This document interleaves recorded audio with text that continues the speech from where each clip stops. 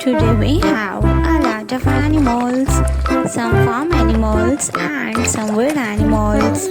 Let's learn their names one by one. The first one is a leopard, a cow. This is a cow.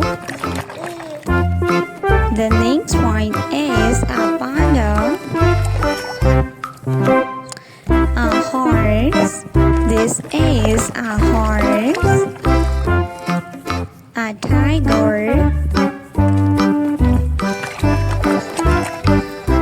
The next sea animal is a cow,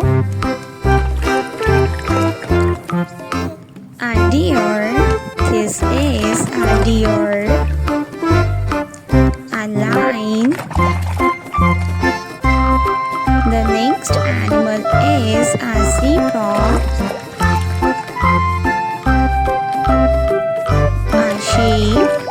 This is a sheep, a rooster, a duck. This is a duck,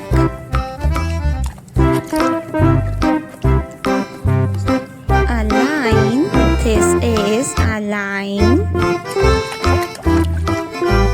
A lion is the king of forest.